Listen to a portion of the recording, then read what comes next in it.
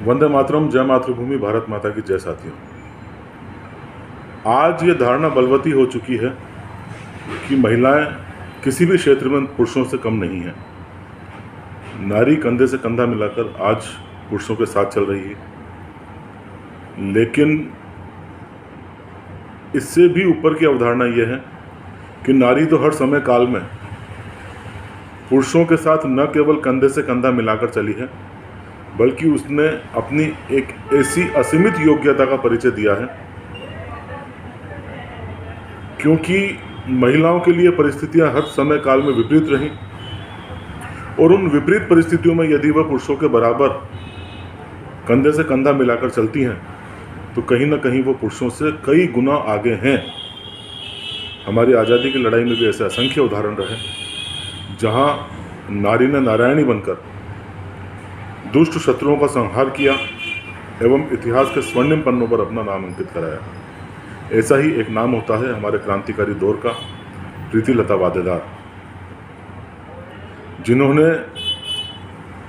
बाकायदा आज़ादी की लड़ाई के लिए क्रांति का मार्ग चुना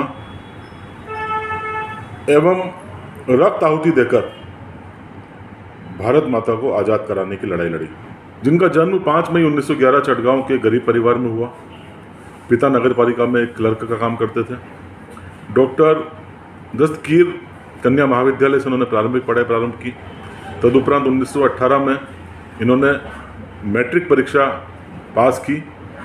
ढाका के इंडियन मैट्रिक कॉलेज से इन्होंने इंटरमीडिएट की परीक्षा पास की। पूरे ढाका में इन्होंने 5वां स्थान प्राप्त किया। 2 वर्ष बाद इन्होंने बैथुन कॉलेज से दर्शन शास्त्र में स्नातक की।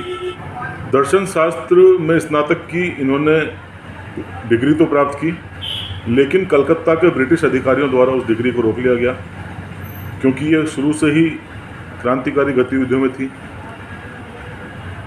एवं 80 वर्ष पश्चात इनकी यह डिग्री आज़ाद भारत में इनके उत्तराधिकारियों को मिल पाई। बहरहाल, क्रांति के क्षेत्र में प्रीतिलता वादेदार ने किस तरह से कदम रखा। एक महान क्रांतिकारी होते हैं रामकृष्ण विश्वास जी। ये इनके संपर्क में आई और इनके संपर्क में आने के बाद से ही क्रांति के बीज प्रस्फुटित होने लगे, जो कि अंदर ही अंदर अब तक थे। साथ ही प्रारंभिक दौर में निर्मल सेन नामक क्रांतिकारी ने इनको प्रशिक्षण दिया। यह बहुत कम आयु में ही बालचर संस्था की सदस्य बनी। हालांकि सेवा एवं अनुशासन सिखाया जाता था, लेकिन इस संस्था का एक नकारात्मक पहलू भी था। ब्रिटिश साम्राज्य के प्रति निष्ठा की शपथ लेनी होती थी। प्रीतिलता वादेदार को कभी भी ये बात रास ही नहीं आई। खैर, झांसी की रानी को ये अपना आदर्श मानती थी। अपनी तमाम शिक्षा अर्जित करने के बाद इन्होंने एक पाठशाला में नौकरी करी। इस पाठशाला में नौकरी के दौरान ही ये मास्टर दा सूर्य सेन के संपर्क में आई। उस दौर में मास्टर दा सूर्य सेन अज्ञातवास में थे। पहले ये समझती थी कि क्रांतिकारी बहुत डरपोक किस्म के होते हैं, लेकिन मास्टर दा सूर्य सेन के संपर्क में आने के बाद इन्हें पता पड़ा कि क्रांतिकारी कितने ज़्यादा सशक्त, बुलंद हौसलों वाले होते हैं। डरपोक तो छोड़िए, साहस की वह प्रतिमूर्ति होते हैं जो राष्ट्र के लिए अपने प्राणों की आहुति देते हैं। मास्टर दा सूर्य सेन से प्रभावित होकर ही इन्होंने मास्टर दा सूर्य सेन की IRA, इंडियन रिपब्लिकन आर्मी में एक महिला क्रांतिकारी के रूप में भाग लेने का निर्णय किया। इस प्रकार यह मास्टर दा सूर्य सेन की IRA की एक महिला सैनिक थी। मास्टर दा सूर्य सेन और इन्होंने मिलकर कई क्रांतिकारी घटनाओं को अंजाम दिया, जिसमें चटगांव का सशस्त्र छापा भी अपने आप में एक है। इसमें मास्टर दा सूर्य सेन के साथ ही यह गिरफ्तारी से बचते हुए आगामी कुछ वर्षों तक भी क्रांतिकारी गतिविधियों में सक्रिय रही। मास्टर दा सूर्य सेन के साथ महत्वपूर्ण घटना जिनके लिए प्रीतिलता वादेदार को जाना जाता है, चटगांव शस्त्रागार छापा तो था ही सही, साथ ही पूर्वी बंगाल के बालाघाट में एक स्थान पर क्रांतिकारियों को पुलिस द्वारा घेर लिया गया और उस घटना में अपूर्व सेन थे, निर्मल सेन थे मास्टरदा स्वयं थे और प्रीतिलता वाद्देदार थी। इस मुठभेड़ में अपूर्व सेन एवं निर्मल सेन वीरगति को प्राप्त हुए एवं किसी प्रकार मास्टरदा एवं प्रीतिलता वाद्देदार भागकर अपने जान बचाने में सफल रहे और आगे के दौर में भी इन्होंने क्रांति की घटनाएं नहीं छोड़ी और दोनों ने भागते हुए एक क्रांतिकारियों की सहयोगिनी महिला हुआ करती थी उस दौर में, सावित्री देवी, उनके घर में शरण ली। जो ही अंग्रेजों को पता पड़ा, सावित्री देवी ने इनको शरण दी है। हालांकि ये दोनों क्रांतिकारी तो वहाँ से भाग निकले थे, लेकिन अंग्रेजों ने सावित्री देवी पर काफ़ी यातनाएं की एवं उन्हें सजा दी। इसका बदला लेने के लिए सूर्य सेन, मास्टरदा सूर्य सेन ने और प्रीतिलता वाद्देदार ने एक योजना तैयार की। पहाड़ी की तलहटी पर जो यूरोपियन क्लब था वहाँ पर हमला करने की। बाकायदा प्रीतिलता वाद्देदार पूरी तैयारियों के साथ हथियार लेकर, बम लेकर मास्टरदा सूर्य सेन के साथ यूरोपियन क्लब पहुँचती हैं। योजना ये थी कि नाच गा रहे अंग्रेज़ों पर अचानक हमला कर दिया जाएगा। 24 सितंबर 1932 का दिन चुना।